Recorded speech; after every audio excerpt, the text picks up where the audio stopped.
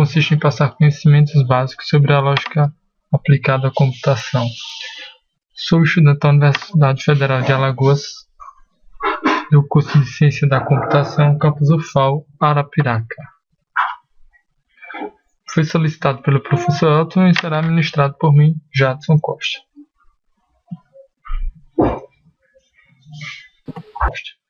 Neste vídeo, trabalharemos dois tópicos importantes, que é a introdução à lógica, onde conheceremos o histórico da lógica, onde ela é aplicada e o que é a lógica.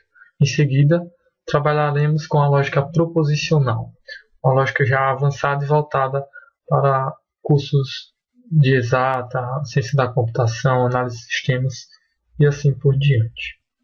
Então vamos lá.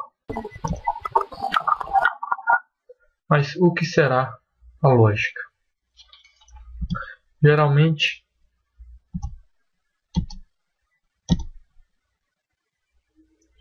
o que é lógica? O que pensar por lógica? Geralmente se associa a lógica à matemática, mas na verdade ela se apresenta de diversas formas e diversos contextos filosóficos, científicos e assim sucessivamente. Como podemos ver, para a filosofia, a lógica é a parte da filosofia que estuda o fundamento, a estrutura e as expressões humanas do conhecimento. Já no estudo da natureza, ela é o raciocínio e as formas de incrementar sua utilização. Isso é o que nos diz o filósofo Andrews. E temos também Meltzer, que diz que a lógica é a análise de métodos de raciocínio. Né? É interessante que essa análise de métodos de raciocínio, segundo Meltzer, é uma das que mais se encaixa no contexto da ciência da computação. Né? Exemplificando tudo isso, temos os seguintes exemplos, onde fica mais claro, né, essa tese de Meltzer. Todo homem é mortal. Lula é o homem, portanto Lula é mortal. Todo gato mia. Pia é um gato, portanto Pia mia. Né? E para a lógica, todos esses argumentos têm o mesmo valor. Né? É o caso desse exemplo. Todo x é y, z é x, portanto z é y.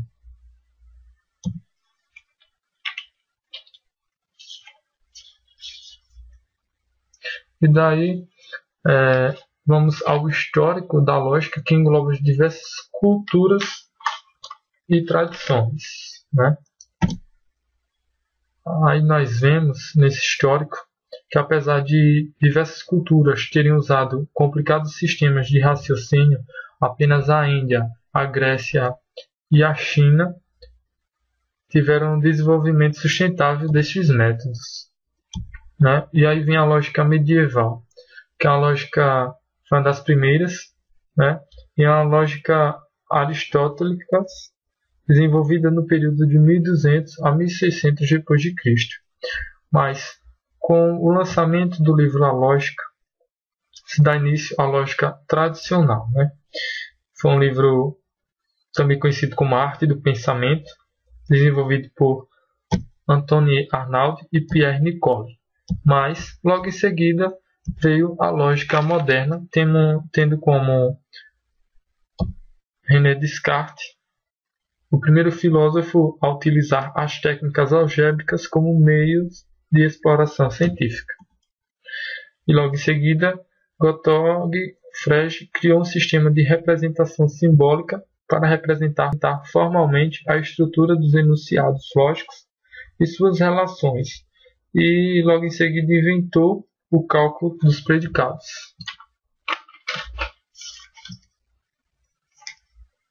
Né? E aí vamos para o dia a dia, onde vemos a lógica. Né? A lógica, nós podemos ver ela ao escrevermos,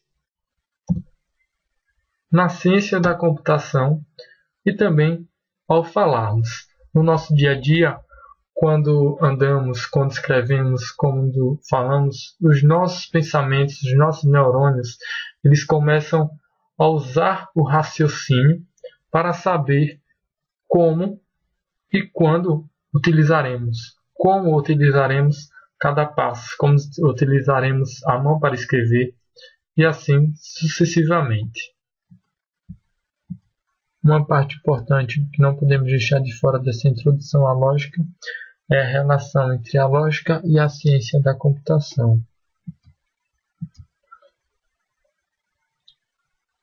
A lógica e a ciência da computação.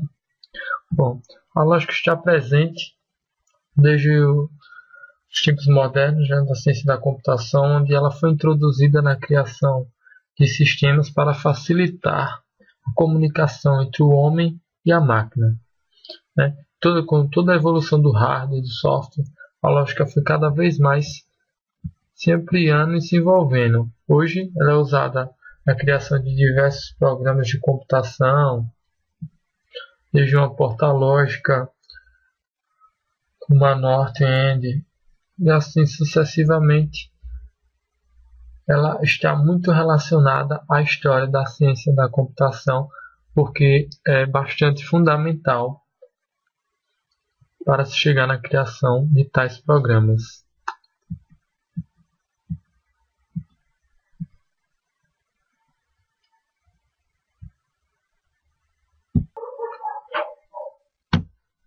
Vamos começar agora a segunda parte do nosso vídeo, que fala sobre a lógica proposicional. A lógica proposicional ela é um formalismo composto por uma linguagem formal usada para representar conhecimento e métodos de inferência usados para representar raciocínio, e tem como principal finalidade a representação de argumentos, que é a sequência de sentenças em que uma delas é uma conclusão e as demais são premissas, e a validade de argumentos, que verifica se sua conclusão é uma consequência lógica de suas premissas. A sua síntese é composta por símbolos de verdade, que assumirão o valor de verdadeiro ou falso, símbolos proposicionais, que são representados por letras maiúsculas ou minúsculas, e conectivos proposicionais.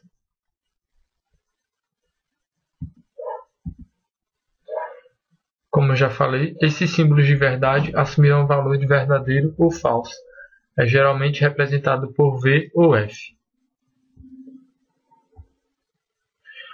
Os conectivos proposicionais eles recebem os seguintes significados: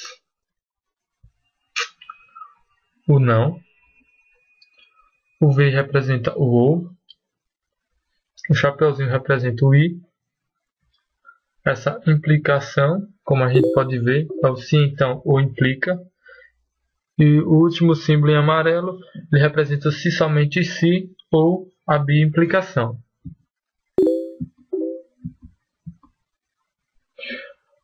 E eles seguem também uma ordem de precedência, como podemos ver aí de cima para baixo, do maior para o menor. Primeiramente vem o não, depois o i, sequencialmente o ou, o implica e, por último, a bi-implicação.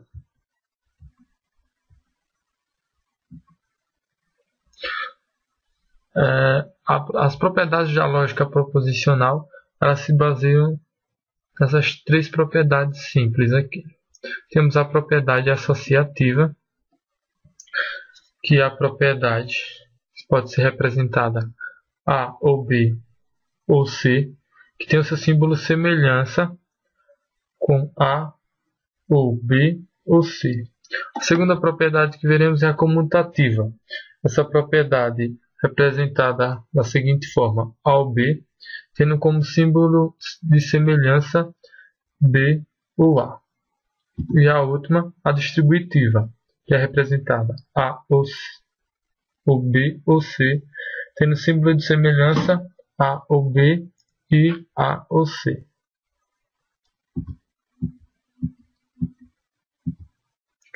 Suas fórmulas são as sentenças que a gente usa para as formalizações. Todas as proposições são fórmulas. Portanto, Essas são uma das principais fórmulas que a gente vê na maioria da lógica, né?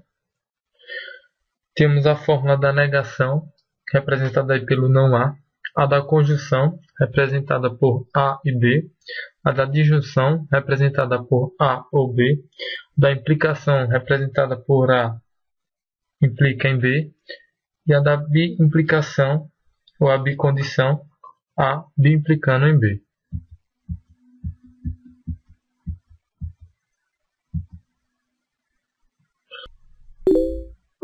Vamos falar um pouco sobre a formalização de sentenças, que é um meio de nossos conhecimentos ser representado, né?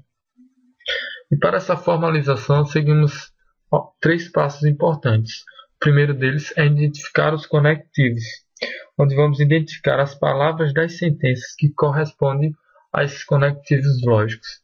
Segundo, identificar as proposições.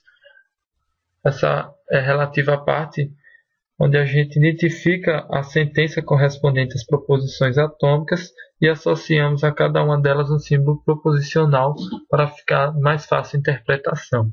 E por último, escrevemos as fórmulas fazendo as devidas substituições, onde nós vamos escrever a fórmula correspondente à sentença, substituindo suas proposições atômicas pelos respectivos símbolos proposicionais e seus conectivos lógicos pelos respectivos símbolos conectivos.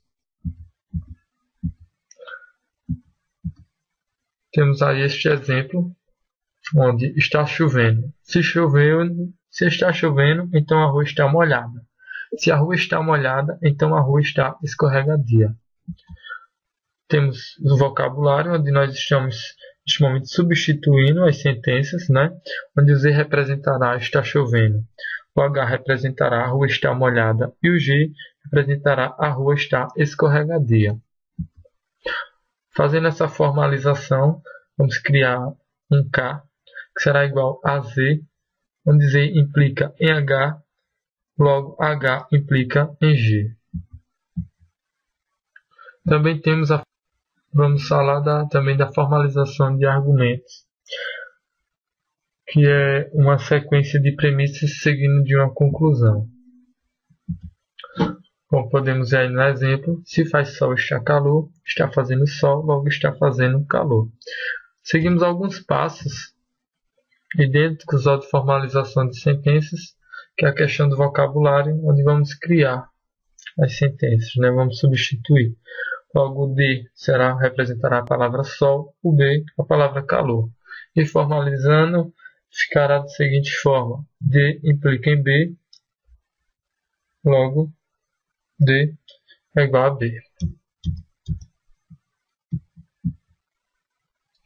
E falaremos de tabela verdade também, que faz parte da lógica proposicional, onde ela é um método semântico que permite verificar se os argumentos são válidos ou inválidos. Geralmente, como já vem dizendo, né, ela permite verificar se os argumentos são válidos ou inválidos, onde eles assumirão o valor de verdadeiro ou falso. Como utilizar tabelas, né?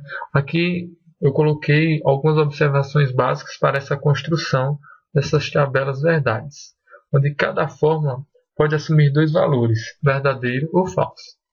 Sendo assim, basta levar o número de fórmulas atômicas, ou seja, podemos representar 2 elevado a n, onde 2 representará os valores de verdadeiro ou falso e o n o número de fórmulas atômicas. Aí temos a representação da tabela verdade da conjunção, onde quando P assume o valor de verdade e Q também é verdadeiro, P e Q será verdadeiro. Quando P assumir o valor de verdadeiro e Q o valor de falso, P e Q será falso.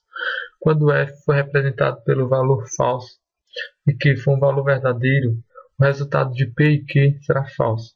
Quando P for falso e Q for falso, P e Q representará um valor falso também, né?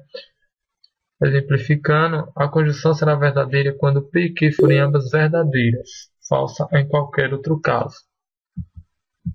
Logo em seguida, temos a tabela da disjunção. Quando P assumir um valor verdade e Q for verdadeiro, P ou Q será verdadeiro. Quando P assumir um valor verdade e Q um valor falso, P e Q será verdadeiro. Quando P assumir um valor verdade e Q um valor... Corrigindo-me. Quando P assumir um valor falso e Q um valor verdadeiro, P ou Q será verdadeiro. Quando P assumir um valor falso e Q um valor falso, P ou Q será falso. Exemplificando, ela será verdadeira quando pelo menos uma das proposições é verdadeira e falsa quando P e Q forem falsos. Logo em seguida, temos a da implicação. Quando P assumir um valor verdade e Q também assumir o mesmo valor verdade, P implicando em Q será verdadeiro. Quando P assumir um valor verdade e Q um valor falso, P implicando em Q será falso. Quando P assumir um valor falso e Q um valor verdadeiro, P implicando em Q será verdadeiro. Quando P assumir um valor verdade e Q... Corrigindo-me. Quando P assumir um valor falso e Q um valor falso, P implicando em Q será verdadeiro. Portanto, ela é falsa quando P é verdadeiro e Q é falso. E ela será verdadeira caso contrário. Temos aqui a da bimplicação. Quando P assumir um valor verdade e Q um valor verdade, a P implicando em Q será verdadeiro. Quando P assumir um valor verdade e Q um valor falso, P implicando em Q será falso. Quando P assumir um valor verdade e Q... Corrigindo-me. Quando P assumir um valor falso e Q um valor verdade, P implicando em Q será falso. Quando P assumir um valor falso e Q um valor falso, P implicando em Q será verdadeiro. Logo, ela será verdadeira quando P e Q são ambas verdadeiras ou ambas falsas. E ela é falsa quando os valores de ambas são distintas.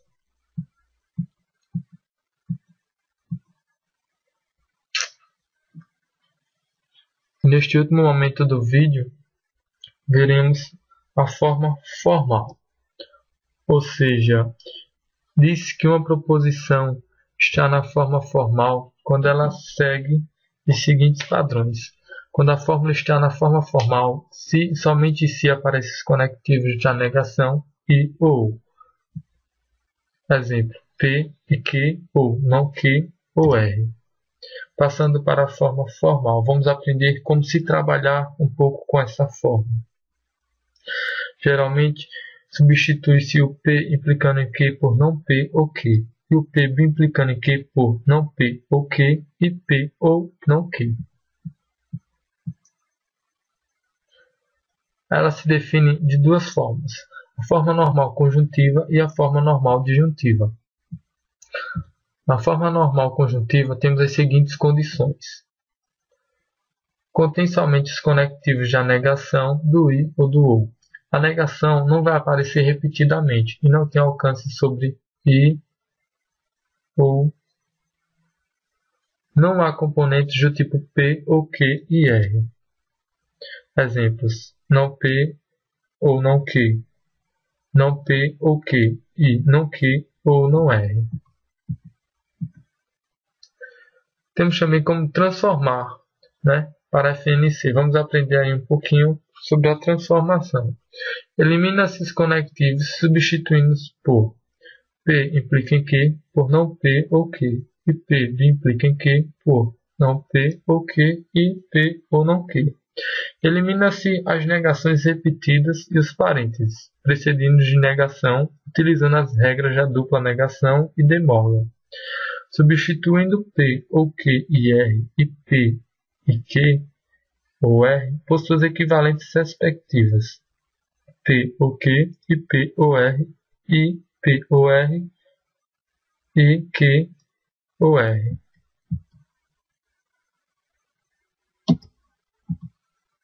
Temos aí um exemplo de conversão. onde vamos converter P ou Q implica em R ou S na forma normal conjuntiva, né? Primeiro vamos transformar, substituir a implicação, onde ficará não P ou Q, ou R e S. Logo em seguida começaremos a usar a questão da negação, da lei de Morgan e da substituição de parênteses.